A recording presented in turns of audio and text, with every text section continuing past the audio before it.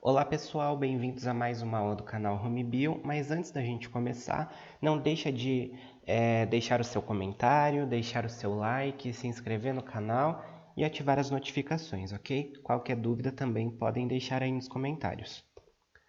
A nossa aula de hoje vai ser sobre os fungos, né? Esses seres que estão presentes dentro do reino fungi.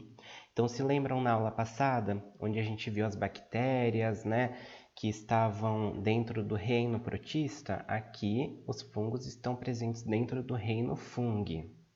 Bom, então para começar, a gente vai falar umas características gerais dos fungos, depois vamos comentar sobre as estruturas desses organismos, como eles se classificam e, para finalizar, qual é a importância deles, né, para a gente, para os seres humanos. Bom, começando, as características gerais. A primeira delas são seres eucariontes, ou seja, possuem um núcleo com uma membrana, né? E dentro desse núcleo está presente o material genético. Então, seres procariontes, né, como a gente viu nas bactérias, tem o material genético solto no citoplasma. Já aqui a gente tem a presença de um núcleo bem definido, né, onde está presente esse material genético. Por esse fato, né, deles serem eucariontes, eles também estão dentro do domínio eucária. Então, se lembram na aula de bactérias quando a gente viu o domínio Archaea e o domínio Bactéria, que eram domínios, né, onde estavam presentes os seres procariontes? Então, todos os seres eucariontes estão dentro do domínio eucária, certo? Mas aqui a gente não vai se aprofundar nisso, porque a gente vai trabalhar especificamente com os fungos, né? Então, só lembrando, os fungos estão dentro do reino fungi, né? E acima do reino fungi existe, então, o domínio. Então, dentro do domínio eucária, certo? Eles podem ser unicelulares ou multicelulares, então podem possuir apenas uma célula ou várias células, né, sendo multicelulares. Eles vivem em diferentes ambientes, então podem ser encontrados no solo, na água, em alguns organismos vivos, podem ser encontrados também em diferentes superfícies, como por exemplo, superfícies de paredes, né, box de banheiro, azulejo. Então, né, são organismos que vivem em diferentes ambientes. Eles são heterótrofos, né? Então, isso significa que eles não produzem o seu próprio alimento. E eles são heterótrofos por absorção. O que isso quer dizer? Significa que esses seres eles vão liberar uma enzima, né? Essa enzima vai realizar uma digestão fora da célula, certo? E depois essas células vão absorver os nutrientes que elas precisam, né? Esses nutrientes, então, que foram produzidos nesse processo de digestão, que ocorreu fora da célula. Então, por isso que nós chamamos eles de heterótrofos por absorção, ok? Porque eles vão absorver esses nutrientes, né? Depois de uma digestão feita fora da célula, né? Então, tá. Eles podem ser sapróbios ou parasitas. Bom, sapróbios significa que eles são decompositores, então eles vão decompor matéria orgânica, certo? Então, é muito comum a gente encontrar fungos em cascas de árvores, né? Ou, por exemplo, em alimentos, né, que já passaram ali do período de tempo propício para o consumo. Então, eles são sapróbios quando eles são decompositores. Ou eles podem ser também parasitas, né? Parasitando organismos vivos. Uma outra característica é que a parede celular desses seres ela é formada por quitina, né? A quitina ele é um polissacarídeo que também é encontrado em artrópodes.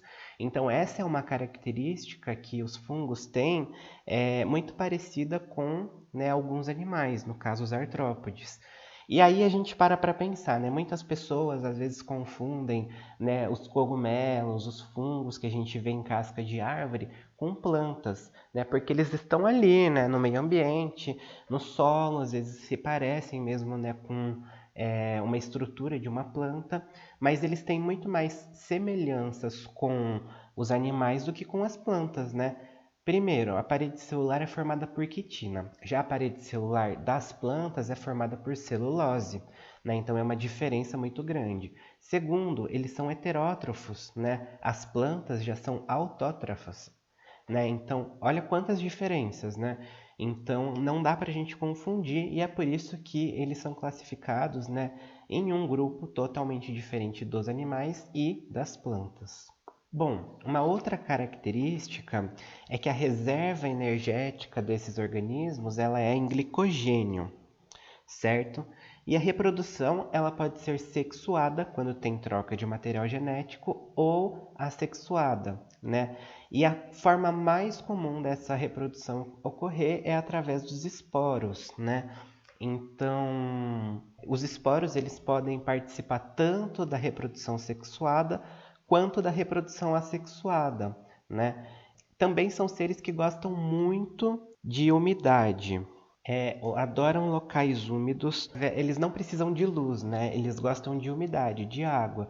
Então é muito comum, por exemplo, a gente encontrar, né, em florestas, né, em solos úmidos, no banheiro, ou quando tem muita chuva, a gente começa a observar alguns bolores na parede. Então é muito comum a gente encontrar em locais úmidos. Então, em desertos, por exemplo, nós não vamos encontrar nenhum fungo, porque é um ambiente totalmente seco, certo? Eles podem ser aeróbios. Os seres aeróbios, então, eles precisam de oxigênio para sobreviver. Eles podem ser anaeróbios, então, não precisam de oxigênio para sobreviver. Ou eles podem ser anaeróbios facultativos. Isso acontece quando? Por exemplo, no caso das leveduras. As leveduras elas utilizam oxigênio para fazer os seus processos, mas na falta de oxigênio, as leveduras vão fazer o processo de fermentação. Então, esses anaeróbios facultativos, eles podem viver tanto em ambientes com oxigênio quanto em ambientes sem oxigênio, certo?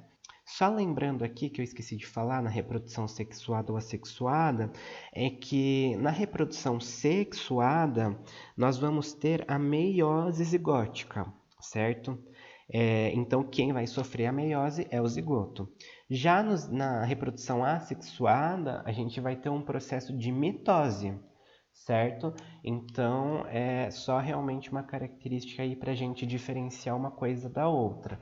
Mas eu não vou entrar em muitos detalhes, né, sobre a reprodução agora, porque a gente tem mais coisas para falar.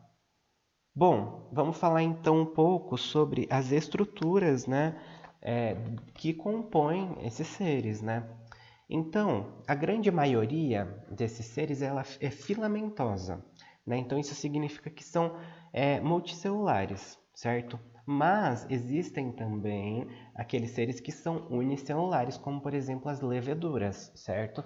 Então, quando não é unicelular, a gente vê filamentos. O que são esses filamentos? Né? São formados por várias células e eles são bem longos, certo? E aí, quando a gente tem esses filamentos, nós os chamamos de hifas, ok? Então, esses filamentos, eles são chamados de hifas. Quando a gente tem várias hifas unidas, né? Quando a gente tem um conjunto de hifas, nós chamamos esse conjunto de micélio, ok? E aí, daqui a pouco, eu vou mostrar para você essas estruturas, né? Em alguns esqueminhas. Quando a gente tem um fungo parasita, essas hifas elas são chamadas de haustórios. Por quê?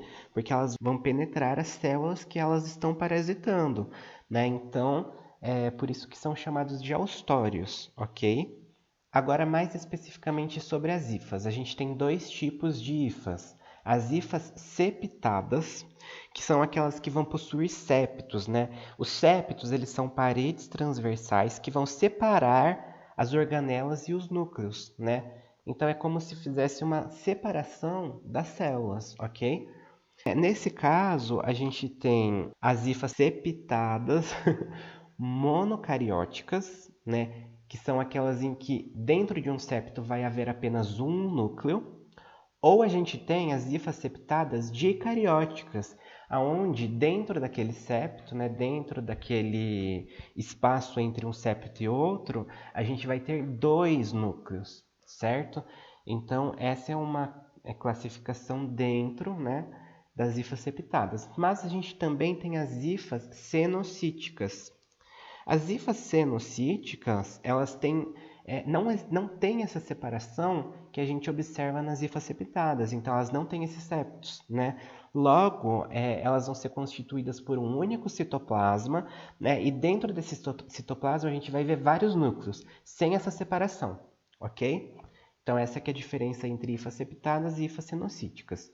A gente também tem diferença entre os micélios, né? Lembrando que o micélio é um conjunto de várias hifas. Então a gente tem o micélio vegetativo, que é aquele importante realmente para a sobrevivência, né, daquele fungo, que vai realizar, né, o processo de digestão, que vai, né, crescer bastante e tudo mais. E a gente tem o micélio reprodutivo, que também pode ser chamado de corpo de frutificação. Esse micélio reprodutivo, por sua parte, vai ser responsável, então, né, pela reprodução, seja ela sexuada ou assexuada. Ok? Bom, quero só lembrar uma coisinha que eu esqueci de falar a respeito das hifas septadas, é que mesmo havendo, né, esses septos que vão separar, né, essas organelas, esses núcleos, isso não impede que ocorra o transporte de substância entre esses septos, ok? Então não é como se elas estivessem completamente separadas, é apenas uma divisão, ok? Aqui a gente pode ver nesse esqueminha, né, que as hifas... Aqui a gente, na verdade, para começar, tem um exemplo de um cogumelo, ok? Um fungo que todo mundo conhece, que é bem conhecido, né? Parece um guarda-chuvinha e tudo mais. Nesse fungo, a gente tem várias estruturas longas, né, filamentosas, que são as hifas. Estão vendo? Todas essas estruturas amarelinhas aqui são as hifas. Quando a gente tem um conjunto de várias hifas, a gente tem um micélio, né? Então, aqui no caso, a gente tem o micélio reprodutivo, que é na parte superior do cogumelo, né? A parte que fica para fora da terra. Já que dentro da terra, a gente tem o micélio vegetativo, né? Que ele vai se expandir, vai realizar então o processo de digestão e tudo mais. E aí aqui, né, na estrutura reprodutora, no micélio reprodutivo, a gente vai ter então as estruturas produtoras de esporo. E aí quando essas estruturas forem produzindo esporo, eles vão sendo liberados, né? E aí, por exemplo, se for uma reprodução assexuada, eles vão ser liberados pelo vento. E aí aonde eles caírem, eles vão dar origem a um novo fungo, certo? Existem outras formas também de reprodução assexuada, por exemplo, o brotamento, ou então a fragmentação, que, né, se cair, por exemplo, um pedaço aqui desse cogumelo, pode dar origem a um novo, mas a gente não vai entrar em detalhes agora, tá? Só para vocês saberem. E aí, se for, né, um processo de reprodução sexuada, aí esse esporo precisa, né, trocar material genético com outro, né? E aí aqui a gente tem a estrutura, né, da hifa. Então a hifa septada, como a gente pode ver no esqueminha, ela tem os septos, que são essas estruturas aqui entre, né, uma célula e outra, que, né, vão separar esses núcleos, né? Nesse exemplo a gente tem apenas septos monocarióticos, porque todos os septos que a gente está observando aqui tem apenas um núcleo, né, que é representado por essa estrutura azulzinha. E as organelas, que está em um branquinho bem claro, não sei se vocês vão conseguir ver, mas é onde eu estou passando o apontador, ó. E aí aqui embaixo a gente tem a hifa cenocítica, então que não tem nenhuma divisão.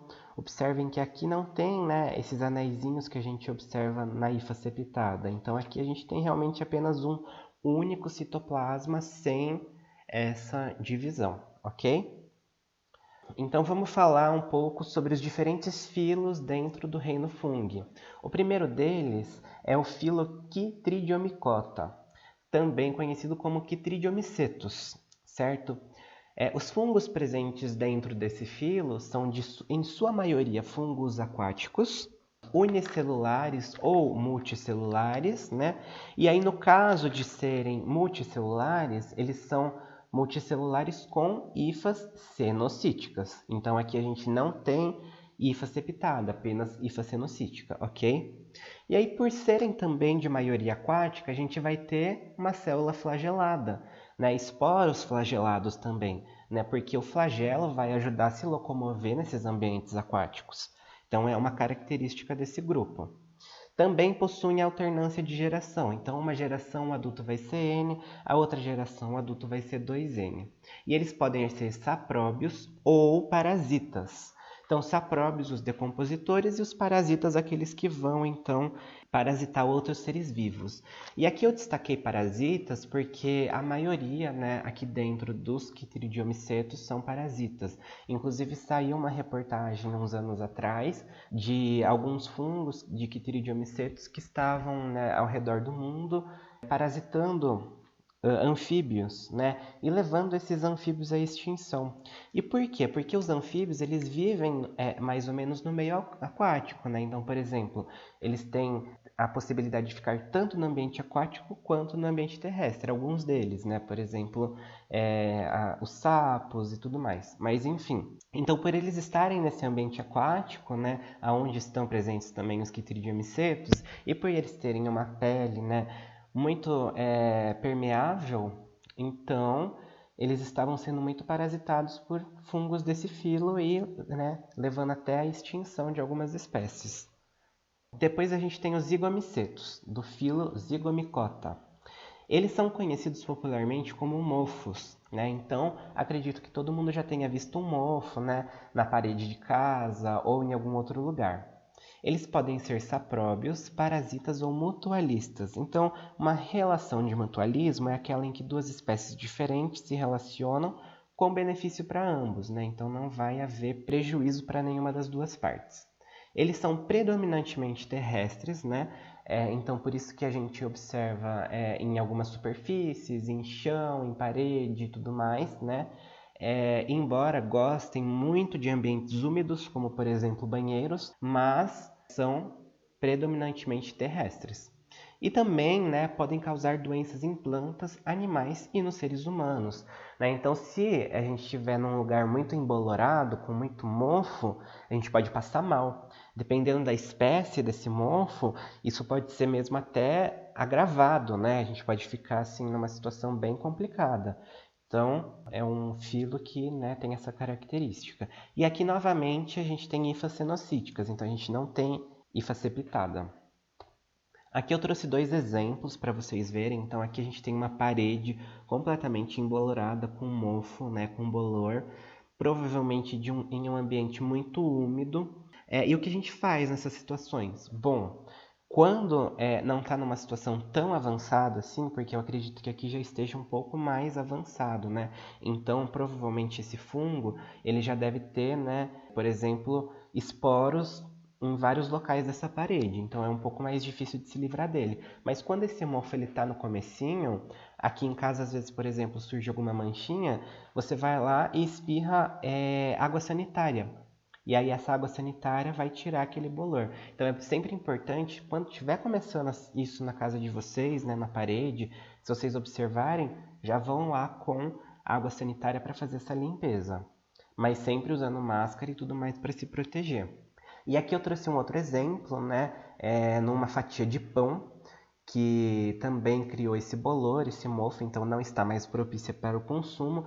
E aí a gente pode ver uma estrutura meio clarinha, né, meio esbranquiçada, como se fosse uma pluma, sei lá, um tapetinho de veludo, né, não sei. Essa estrutura aqui é o micélio reprodutivo, né? Então aqui vão existir vários esporos que, né, podem dar origem a novos indivíduos dessa espécie. Então, por isso que também é bom a gente não ficar mexendo, né, com esse mofo para não aspirar esses esporos que podem vir, né, a fazer mal. Bom, um outro filo, né, é o filo Ascomicota, onde estão os ascomicetos. Esse é o filo mais bem diversificado de todos, então a gente tem uma variedade muito grande de organismos aqui dentro desse filo. Eles podem ser também unicelulares, né, ou multicelulares. E nesse caso, por exemplo, a gente tem a levedura, que é unicelular, né, ou outros tipos de fungo, alguns bolores, o penicillium, né, então que podem ser multicelulares. E aqui a gente já tem as hifas septadas, certo? Também são encontrados em ambientes aquáticos e terrestres. E a estrutura reprodutiva desse filo tem um formato de taça e é chamada de asco. E eu vou mostrar para vocês daqui a pouco a imagem delas. Mas aqui dentro também podem ser patógenos, né? Então, por ser um grupo muito diverso, a gente tem de tudo. A gente tem fungo patógeno, o penicillium, que né, foi assim, importantíssimo para descoberta dos antibióticos, né, para combater as bactérias. A gente tem bolores, a gente tem a levedura, que é importantíssima para o processo de fermentação, né, então na produção de alguns alimentos. Então, aqui realmente é um filo bem diverso. E aí aqui a gente tem uma imagem de um representante desse filo, né? E aí aqui a gente tem essa estrutura em asco, né? Que se assemelha com uma taça, que é a estrutura reprodutiva, certo? Bom, os basidiomicetos, né, do filo Basidiomycota, eles também são multicelulares com hifas septadas. Então aqui nesse caso nós não temos representantes unicelulares. E o corpo de frutificação, ou seja, o micélio reprodutivo, ele é em formato de chapéu. E aqui, assim, acho que são as espécies mais conhecidas, né, por todos, que todo mundo pensa quando a gente fala em fungo, que né, os cogumelos, né, como shimeji, shiitake, aqueles cogumelos avermelhados, bonitinhos, sabe? E também, né, as orelhas de pau. E algumas dessas espécies, elas são comestíveis, como por exemplo o shiitake e o shimeji. Outras podem ser venenosas e fatais, e algumas espécies são alucinógenas. Então é muito importante que a gente não saia comendo qualquer cogumelo que encontrar por aí, porque a gente não sabe que espécie que é e a gente não sabe se é comestível ou não, podendo trazer danos para a saúde, certo? Então comam os cogumelos que são recomendados, shimeji, shiitake, aqueles que são legalmente comercializados, ok? Bom, aqui a gente tem um representante então, né, um cogumelo bem bonitinho, vermelhinho, né? E aqui a gente tem uma orelha de pau que geralmente, né, cresce em cascas de árvores. Então é muito comum a gente ver isso em árvores, principalmente troncos caídos. Também existem os líquens, que é uma associação de fungos e cianobactérias, né, ou algas, né, que eu já falei, né, na aula de bactérias, né. Mas o diferencial que eu trouxe aqui para essa aula é que a maioria dos fungos, né, presentes nessa associação são do filo Ascomycota. Então são, né, em sua maioria, os ascomicetos, certo? E também são bioindicadores, né, da qualidade do ar. Então, em ambientes muito poluídos, a gente não vai conseguir observar essas estruturas, né, esses líquens, ou então a gente vai ver eles diminuindo muito, se caso estiver muito poluído. E também, para finalizar, as micorrizas. A micorriza é uma associação entre um fungo e a raiz de uma planta. Então, vai ocorrer a troca de benefícios, né, entre a planta e o fungo, né? Que aí, no caso, a planta, então, ela vai ganhar proteção, né? E também uma maior absorção de água, né? Porque os fungos eles vão ser mais úmidos e os fungos eles vão ganhar nutrientes, né? Que estão, né, nessa raiz dessa planta. Então, é uma associação benéfica entre os dois, né? E aí a gente tem a ectomicorriza, onde o fungo ele vai se enrolar, né, nessa raiz, e a gente tem a endomicorriza, onde esse fungo então ele vai penetrar na raiz. E qual é a importância dos fungos para a gente então? Bom, os fungos eles têm uma importância econômica gigantesca, porque eles estão presentes, como eu disse, em alimentos, em bebidas, na fabricação de antibióticos, né? Então, por exemplo, a levedura ela é importantíssima para a fermentação, né? Para fazer, por exemplo, pão, massas, ou então cerveja, algumas bebidas que, né, precisa de fermentação alcoólica. A gente também tem fungos alimentícios como o shimeji e o shiitake. A gente tem os queijos, né, como queijo camembert, queijo gorgonzola, que também tem o fungo ali presente, né? Então é realmente assim uma grande importância econômica, né, e para os nossos hábitos alimentares. Também existe uma importância médica, porque eles podem causar algumas doenças, né? Como, por exemplo, micose, candidíase, ou então algumas doenças pulmonares, como eu tinha falado, né? Se a gente aspirar esses esporos, né? Então, é uma importância muito grande para a gente ficar de olho, né? Por exemplo, se tiver algum bolor em casa e tudo mais. Também na produção de antibióticos, né? Porque o penicillium é um fungo, né? E a penicilina, ela é utilizada, né? Foi o primeiro antibiótico que foi utilizado no combate a bactérias, né? E também tem uma importância agrícola. Por quê? Porque algumas espécies de fungos podem ser pragas em algumas plantações, então podem acabar com as plantações. Então a gente precisa entender a importância deles, né? E como eles vão afetar a nossa vida ou não diretamente ou indiretamente, certo? E a aula de hoje foi essa, espero que vocês tenham gostado e qualquer dúvida deixem aí nos comentários.